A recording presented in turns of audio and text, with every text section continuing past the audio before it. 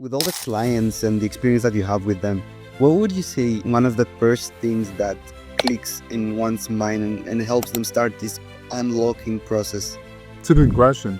So I always like to, at the beginning, I do like to do some visualizations. It's kind of like a hypnosis visualization. And so one of the things that I think really is impactful is when people see their younger self and whatever they speak about or whatever they see, how that relates to them today.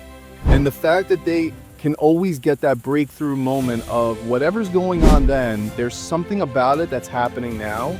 And then let's use that as a beginning area of like where to go next. So the interaction that your present self has with your younger self Yeah, is oftentimes what you need to get going, right? I believe so. Because I think that even if you had a great childhood, a lot of people, everyone has their own thing. You don't have to have a horrible, awful childhood to do what I'm talking about. And the thing is, like, we want to see what are things that we want, what are things that we didn't get, what are things that we needed, and what's happening now. So just because you had an amazing childhood, maybe you didn't get enough love. Or I'll give you even another example. You might have had an amazing childhood, but your personality was different than your family's. Maybe you like comedy and everyone else likes serious dramas. So every time you go to the movies, you were watching movies that you didn't like. Whatever it might be, but we have to start somewhere, and I think that's a good thing. The other thing is going into the future, finding where we want to go, what really we want to try to get out of this life, and then say really what's stopping us. Because usually, in my experience, the only thing that's stopping you from getting from point A to point B is you. It's very rare that there's some physical person or some physical thing that's stopping you. Now, sometimes there is. If you don't have a leg and you want to become a professional dancer, there's a physical thing that's stopping it. That doesn't mean that you still can't become a dancer. There's many dancers that might be able to use a wheelchair or maybe a prosthetic. I'm just giving an example that you could really put your mind to. But most people's problems aren't that, right? So now some people will say, my partner, my wife, my husband, my boss is stopping me from doing XYZ. That's what they're saying. The blame. But in reality, no, it's you're letting them. And I know that it's hard to really handle it, but it goes back to standards. Because listen, let's say it's your boss. Well, would you let your boss punch you in the face? No. Okay, so now we found one level of the standard.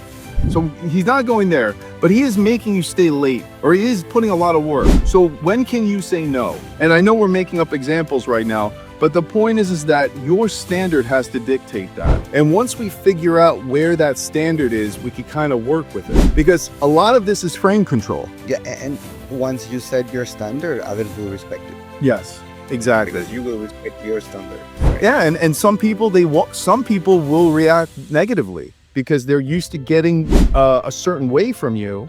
And when you change that way, they're not going to get it anymore. And that's okay.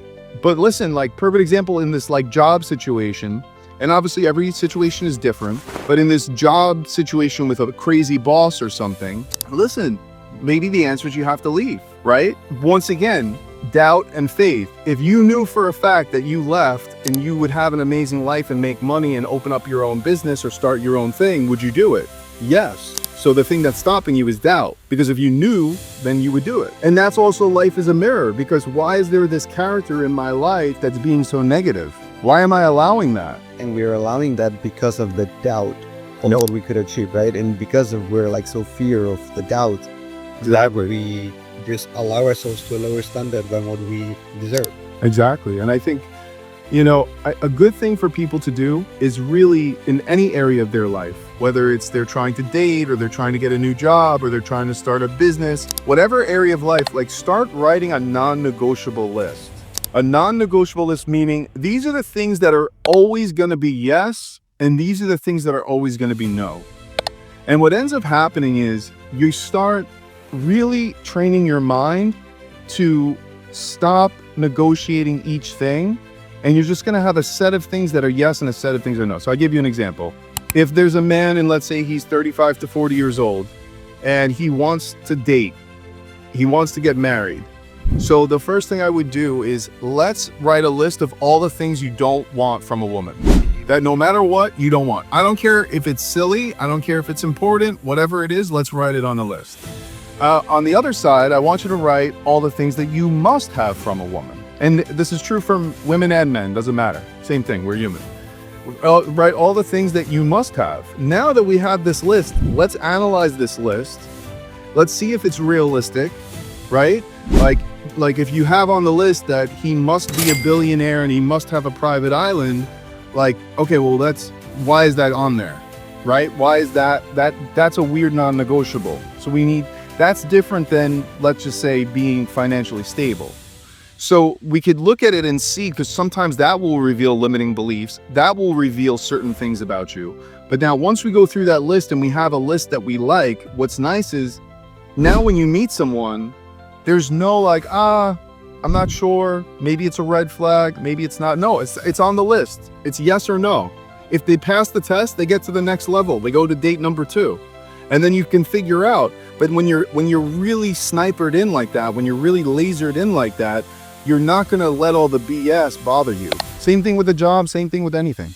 You know, what you're describing in your sessions and what you do with your clients seems to be a lot about getting clarity.